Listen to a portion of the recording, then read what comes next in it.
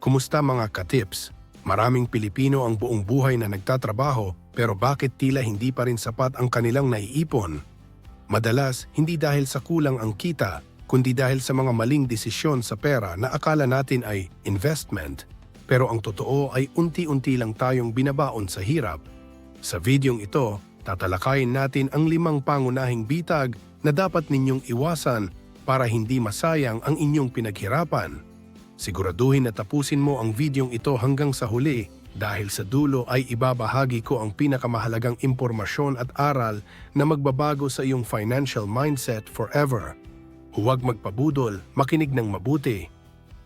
Bago natin simulan, paki-like naman ng video nating ito dahil malaking tulong na po yan sa mga content creator na kagaya namin. Maraming salamat po. Aral 1. Ang patibong ng lifestyle upgrading. Maraming mga kababayan natin ang nahuhulog sa maling akala na ang pagbili ng mga mamahaling gamit ay isang investment para sa kanilang sarili o sa kanilang career. Sa modernong panahon ngayon na driven ng social media, madaling mainggit sa mga nakikita nating post na may bagong sasakyan o latest na gadget. Pero ang totoo, ang isang brand new na sasakyan na binili mo lang para iporma o i-flex ay agad na nawawalan ng value sa sandaling ilabas mo ito sa kasa. Halos 20% ng halaga nito ang nawawala sa loob lang ng unang taon. Kung kumuha ka ng car loan na may tenure na 60 months o 5 years, ang binabayaran mo buwan-buwan ay hindi investment, kundi isang liability na humihigop ng iyong budget. Isipin mo na lang ang maintenance, insurance, at tumataas na presyo ng gasolina na kailangang pondohan para lang mapanatili ang lifestyle na ito. Ang sasakyan ay nagiging investment lamang kung ito ay direktang nakakatulong sa iyong kita tulad ng paggamit nito sa logistics o bilang service sa isang legit na business. Pero kung nakatambay lang ito sa garahe at ginagamit lang tuwing weekend para mag-mall, isa itong malaking butas sa iyong bulsa. Pagdating naman sa mga gadgets, uso ngayon ang pagkuha ng mga flagship phones sa pamamagitan ng mga installment plans tulad ng home credit o credit card promos. Maraming katips ang naniniwala na investment ito dahil kailangan daw sa trabaho o para magmukhang professional sa harap ng mga client. Pero kung ang monthly payment mo ay aabot ng 3,000 to 5,000 pesos para sa isang phone na papalitan mo rin after 2 years, talagang talo ka sa laban na ito. Ang electronics ay mabilis mag-depreciate at ang technology ay mabilis maluma. Sa loob lang ng 12 to 24 months, ang presyo ng modelong hawak mo ay babagsak na ng halos kalahati. Imbes na ang pera mo ay lumalago sa mga dividend-paying funds, napupunta lang ito sa mga interest rates na kung susumahin ay mas mahal pa sa actual price ng unit. Ang tunay na investment ay ang paggamit ng gamit na pasok sa budget mo at nakakagawa ng trabaho ng maayos nang hindi mo kailangang mabaon sa utang buwan-buwan. Hindi rin nakaligtas ang ating mga kabahayan sa tinatawag nating lifestyle creep o yung dahan-dahang pagtaas ng gastos habang tumataas din ang sweldo. Madalas tayong bumili ng mga home appliances o furniture na akala natin ay investment sa comfort pero sa huli ay nagiging abubot lang sa bahay. Ang pagbili ng mga high-end na kagamitan sa bahay na hindi naman talaga kailangan o hindi naman nakaka-improve ng iyong productivity ay maituturing na dead capital. Ang perang ipinambili mo ng mamahaling coffee maker o 70-inch na television ay maaari sanang nailagay sa mga digital banks na nagbibigay ng 5 to 7% interest per year. Sa halip na ang pera mo ang nagtatrabaho para sa iyo, ikaw ang nagtatrabaho para mabayaran ang kuryente at maintenance ng mga gamit na ito. Ang practical na diskarte ay ang pagiging minimalist at pagbili lamang ng mga gamit na may direct return sa iyong kalusugan o sa iyong kakayahang kumita ng pera. Marami ring mga Pinoy ang nahihilig sa pagbili ng mga alahas o luxury bags sa mga mall dahil sa pangakong resale value nito pagdating ng panahon. Ang katotohanan ay mayroong malaking markup ang mga retail stores na umaabot minsan ng 100 to 300%. Ibig sabihin, ang binili mong singsing sa mall ay hindi mo maibebenta sa parehong presyo sa mga pawn shop o sa secondary market dahil ang binayaran mo ay ang brand at ang pwesto sa mall, hindi ang mismong bigat ng ginto. Ang investment sa alahas ay nangangailangan ng malalim na kaalaman sa market prices at direct contacts sa mga suppliers para masigurong hindi ka lugi. Kung bibili ka lang dahil sa bugso ng damdamin o dahil sale sa mall, asahan mo na mahihirapan kang bawiin ang iyong capital. Mas mainam na ilaan ang perang ito sa mga financial instruments na madaling iliquidate o ibenta ng walang malaking bawas sa value ng iyong pinaghirapan. Para magkaroon ng konkretong pagbabago sa iyong financial life, kailangan mong sundin ang tinatawag na 24-hour rule. Bago mo pindutin ang add to cart o bago ka pumirma sa anumang loan application para sa isang luho, huminto ka muna at mag-isip sa loob ng isang buong araw. Itanong mo sa sarili mo kung ang item na ito ay magbibigay ba sa iyo ng profit sa loob ng susunod na 6 months o magdadagdag lang ito ng stress sa iyong monthly bills. Ang isang specific at actionable guide para sa mga ka-tips ay ang paglilimita ng iyong wants sa hindi hihigit sa 10 to 15% ng iyong take-home pay. Ang matitipid mo mula sa hindi pagbili ng mga depreciating assets ay itabi mo para sa iyong emergency fund o ilagay sa Pag-ibig MP2 kung saan ang iyong pera ay sigurado at lumalago. Tandaan na ang tunay na porma ay ang pagkakaroon ng malaking savings at investment account, hindi ang mga gamit na nakikita sa labas pero baon naman sa utang sa loob. Aral 2. Ang Get Rich Quick at Hyped Schemes. Sa dami ng impormasyon na nakikita natin sa social media ngayon, napakadaling maakit sa mga post na nagpapakita ng mabilis ng pagyaman o yung tinatawag na Get Rich Quick Schemes. Maraming mga kababayan natin ang nabubudol dahil sa pangakong kikita ang pera mo ng 30 to 50% sa loob lang ng isang buwan nang wala kang ginagawa. Ang katotohanan na dapat nating tanggapin ay walang lehitimong investment sa buong mundo ang makakapagbigay ng ganyang kataas na guaranteed returns ng walang kaakibat na sobrang laking risk o kaya ay isa itong scam. Madalas ay ginagamit nila ang konsepto ng paluwagan system pero sa mas malaking scale kung saan ang pera ng mga bagong sali ay ibinabayad lang din sa mga naunang miyembro. Kapag wala na silang makuha na bagong investor, bigla na lang silang mawawala na parang bula at maiiwan kang luhaan dahil ang pinaghirapan mong ipon ay naglaho na kasama nila. Isa pang sikat na investment trap sa modernong panahon ay ang pagpasok sa crypto meme coins o mga NFTs nang wala namang sapat na research o kaalaman. Maraming ka-tips ang nagpapadala sa tinatawag na FOMO o Fear of Missing Out dahil nakita nilang kumita ang isang influencer o ang kanilang kakilala sa isang coin na bago lang. Ang problema sa mga hyped coins na ito ay wala silang tunay na utility o gamit sa totoong buhay at umaasa lang sila sa hype ng community para tumaas ang presyo. Kapag ang mga malalaking investors o yung tinatawag na whales ay nagbenta na ng kanilang holdings, biglang babagsak ang value nito ng halos 90 to 100% sa loob lang ng ilang minuto. Ang pag-invest sa ganitong paraan ay hindi investment kundi sugal. At madalas ay talo ang mga maliliit na retail investors na huling pumasok sa trend. Kasama rin sa mga dapat iwasan ay ang mga forex trading signal groups na nangangako ng easy money sa pamamagitan lang ng pag-copy at paste ng kanilang mga trades. Marami sa mga ito ay naniningil ng mahal na subscription fee na aabot ng 5,000 to 10,000 pesos buwan-buwan para lang bigyan ka ng mga signals na hindi mo naman naiintindihan kung saan galing. Ang trading ay isang seryosong skill na nangangailangan ng mahabang panahon ng pag-aaral, practice, at tamang risk management. Kung aasa ka lang sa signals ng iba nang hindi mo alam ang technical analysis, para kang nagmamaneho ng sasakyan nang nakapiring ang mga mata at umaasa lang sa instructions ng katabi mo. Ang tunay na investment sa trading ay ang pag-aaral sa market structure at hindi ang paghahanap ng shortcut para kumita ng dollars ng mabilisan. Maging mapagmatyag din tayo sa mga lumalabas na agricultural investment scams online na madalas ay nagpapakita ng mga pictures ng mga babuyan, manukan o mga taniman. Ang modus nila ay hihingi sila ng puhunan sa iyo para pambili ng mga binhi o alagang hayop at bibigyan ka raw nila ng share sa profit pagkatapos ng ilang buwan. Pero ang madalas na nangyayari ay wala talagang physical farm na nag-e-exist o kaya naman ay ginagamit lang nila ang pictures ng ibang tao para manlinlang. Maraming Pilipino ang nadadahil dito dahil likas sa atin ang pagtitiwala sa mga usaping agrikultura pero kung ang usapan ay purely online at walang sapat na dokumento o permits mula sa gobyerno, malaki ang chance na peke ito. Ang lehitimong agribusiness ay may kaakibat na physical inspection at legal na kontrata na dumaan sa tamang proseso. Para hindi ka mabudol ng mga schemes na ito, kailangan mong maging mabusisi at magkaroon ng specific na checklist bago ilabas ang iyong pera.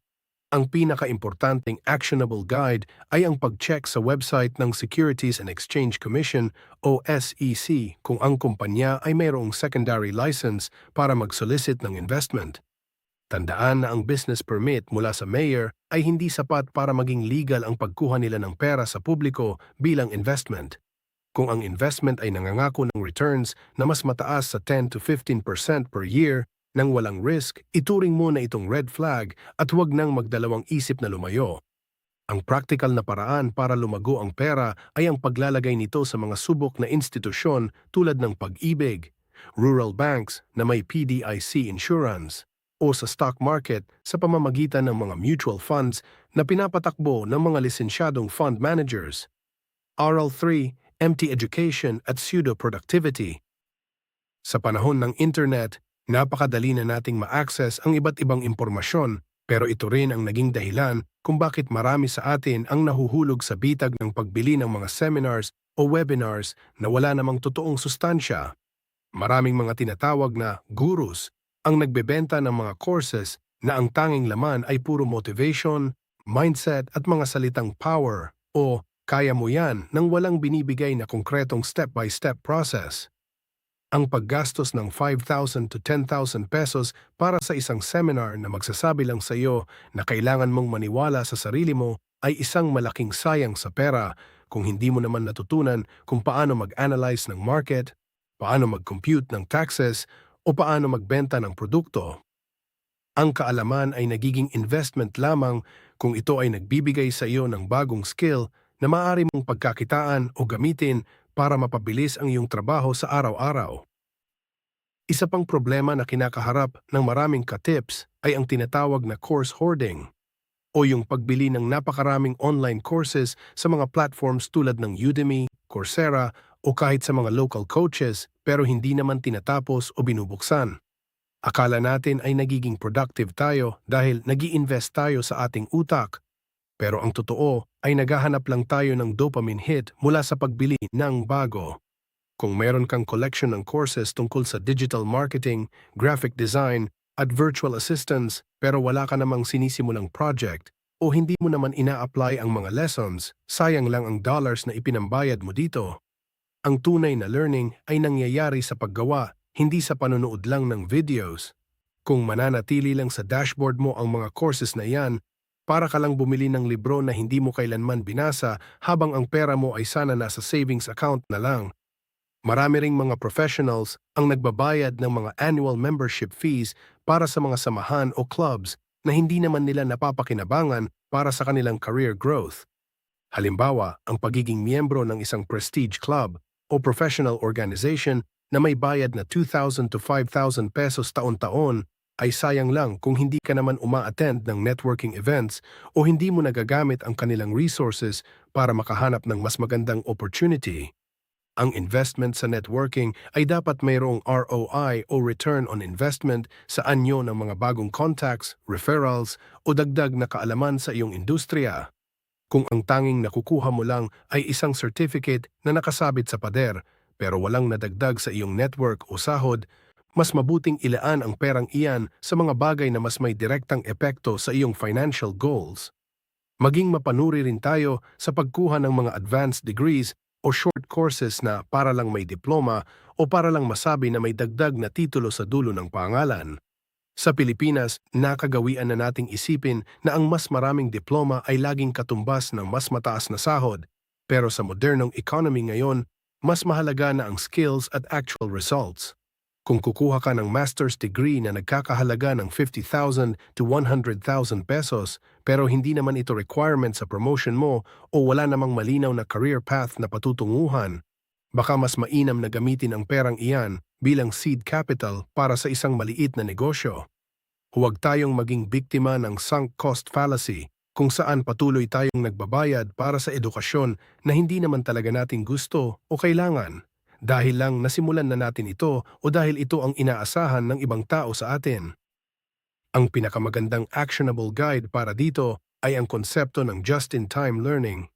Imbes na mag-aral ng kung ano-ano dahil sa takot na baka maiwan ka, mag-focus ka lang sa pag-aaral ng skill na kailangan mo ngayon para ma-solve ang isang specific na problema sa iyong trabaho o business. Bago ka bumili ng kahit anong course o mag-enroll sa seminar, tanungin mo muna ang sarili mo.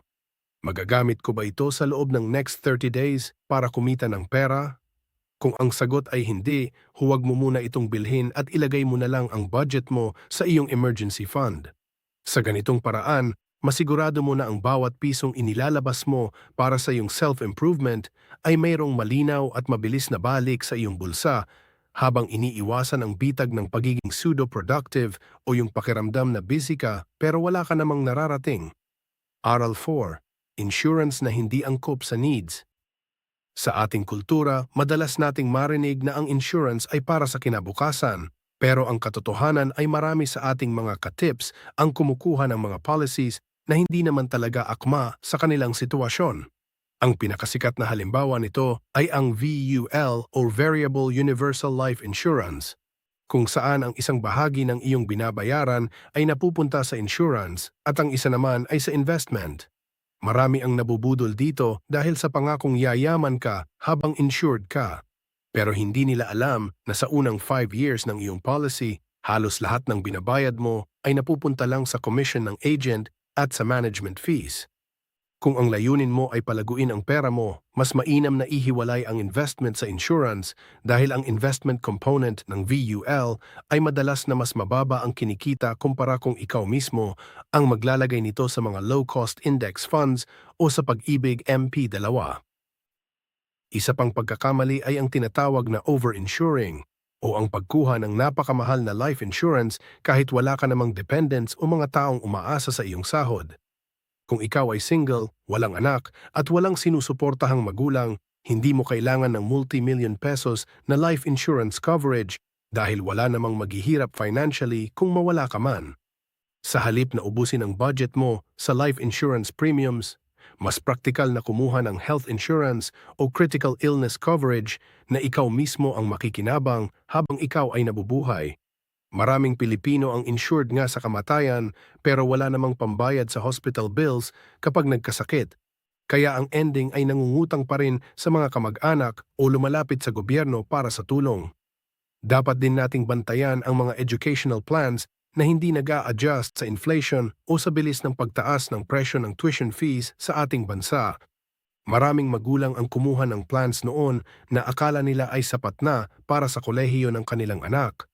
Pero pagdating ng araw ng enrollment ay nalaman nilang 1/4 na lang pala ng kabuuang gastos ang kayang bayaran ng plan. Ang ganitong uri ng investment ay sayang dahil hindi nito nagawang protektahan ang value ng iyong pera laban sa paglipas ng panahon. Mas mabuting mag-invest sa mga financial instruments na may variable returns na kayang sumabay sa inflation kaysa sa mga fixed educational plans na may mga restrictive na rules at hindi sigurado ang stability ng kumpanyang nag-aalok nito. Mayroon ding mga accidental insurance policies na inaalok sa atin na sobrang specific pero napakababa naman ng chance na mangyari, lalo na kung ang trabaho mo naman ay low risk o nasa loob lang ng opisina. Ang pagbabayad para sa mga riders o dagdag na coverage na hindi naman kailangan ay para lang pagtatapon ng pera sa basura buwan-buwan. Halimbawa, ang pagbabayad para sa flight insurance sa bawat biyahe mo kung mayroon ka namang credit card na may automatic travel insurance ay isang double spending na hindi praktikal. Ang susi sa tamang insurance ay ang pag-analyze ng iyong risk profile. Huwag kumuha ng proteksyon sa mga bagay na kaya mo namang pondohan gamit ang iyong emergency fund. Dahil ang insurance ay dapat para lamang sa mga financial catastrophes na hindi mo kayang bayaran ng mag-isa. Ang pinakamahalagang actionable guide para sa usaping ito ay ang strategy na BTID o Buy Term and Invest the Difference. Kumuha ka ng term insurance dahil ito ang pinakamurang uri ng life insurance na nagbibigay ng pinakamataas na coverage. Halimbawa, ang 3,000 pesos mo ay baka coverage na ng 1,000,000 piso para sa isang buong taon. Ang matitipid mong pera kumpara sa pagkuha ng mahal na VUL ay ikaw na mismo ang mag-invest sa mga diversified na investment platforms na walang mabibigat na fees. Sa paraang ito, kontrolado mo ang iyong pera, alam mo kung saan ito nakalagay, at masigurado mo na ang bawat tsentavo ng iyong premiums ay napupunta sa protection mo at hindi lang sa bulsa ng mga insurance companies. Aral 5. Ang maling konsepto ng pamanang negosyo. Marami sa ating mga Pilipino ang may pangarap na magtayo ng negosyo para ipamana sa ating mga anak, pero madalas ay nagiging money pit ito dahil sa maling pundasyon. Ang isa sa pinakamalaking pagkakamali ay ang pagpapautang sa kamag-anak o pagbibigay ng puhunan sa isang pamilya bilang investment nang walang malinaw na business plan o kasulatan. Dahil sa ating utang na loob culture, nahihirapan tayong maningil o maghigpit, kaya ang ending ay nauubos ang iyong capital nang hindi mo namamalayan. Ang pagbibigay ng pera sa isang taong walang disiplina sa finance para lang makatulong ay hindi investment kundi charity. At kung galing ito sa iyong retirement fund, talagang sayang lang ang pera mo. Ang tunay na business investment ay dapat mayroong system, accountability, at malinaw na profit-sharing agreement na sinusunod ng lahat, kamag-anak man o hindi. Pangalawa sa mga dapat iwasan ay ang pagpasok sa mga trending na franchise o negosyo na nakabase lang sa uso at walang long-term sustainability. Nakita nating lahat ang pagsulpot ng napakaraming milk tea shops, samgyupsal places, at ngayon ay mga coffee pop-ups na halos magkakatabi na sa isang kalsada. Ang pagbili ng franchise sa peak ng trend ay delikado dahil malamang ay saturated na ang market o kaya naman ay malapit na itong malaos. Maraming katips ang naglalabas ng 300,000 to 500,000 pesos para sa isang food cart franchise, pero hindi nila nakukwenta na ang competition ay sobrang higpit na at ang ROI o return on investment ay aabutin na ng ilang taon. Ang negosyo ay investment kung mayroon itong moat o yung kakaibang edge na hindi madaling gayahin ng iba, hindi yung sumasabay lang sa agos ng kung ano ang sikat sa TikTok o Facebook. Isa pang bitag ay ang tinatawag na inventory loading na madalas nating makita sa mga multi-level marketing o MLM companies. Sinasabihan ka ng mga uplines mo na kailangan mong bumili ng stocks na nagkakahalaga ng 50,000 pesos para maging gold member o para makakuha ng mas malaking discount. Ang problema, kung hindi mo naman kayang ibenta ang mga produkto sa loob ng maikling panahon, ang pera mo ay nakatambay lang sa ilalim ng kama mo sa anyo ng mga sabon, kape o supplements na malapit nang ma-expire. Ang negosyo ay dapat driven ng sales sa labas, hindi sa pag-stock ng inventory sa loob. Kung ang kita mo ay mas malaki sa pag-recruit kaysa sa pagbebenta ng product, malaki ang chance na hindi yan sustainable na negosyo at masasayang lang ang iyong effort at capital sa huli. Huwag din tayong magpadala sa mga rental property investments na negative cash flow pala sa katotohanan. Maraming mga real estate agents ang nagbebenta ng condo units sa Metro Manila na ang amortization ay nasa 25,000 pesos buwan-buwan, pero ang market rate ng renta sa area ay 15,000 pesos lang. Maraming kababayan natin ang kumukuha nito sa pag-asang tataas ang value ng property o appreciation. Pero sa araw-araw na operasyon, ikaw ang nag-aabono ng 10,000 piso para mabayaran ang bank loan. Ang rental property ay magandang investment lamang kung ang kinikita sa renta ay sapat para bayaran ang monthly dues, taxes, maintenance at amortization ng bangko. Kung kailangan mo pang kumuha sa sahod mo para matustusan ang unit, ikaw ay nagmamay-ari ng isang liability na nagpapanggap na asset. Para maging matagumpay sa negosyo, ang pinakamahalagang actionable guide ay ang paggawa ng MVP o Minimum Viable Product Test. Bago ka maglabas ng 100,000 pesos para sa isang restaurant, subukan mo muna magluto at magbenta sa iyong mga kapitbahay o online gamit ang 5,000 piso na budget para makita kung may bibili ba talaga.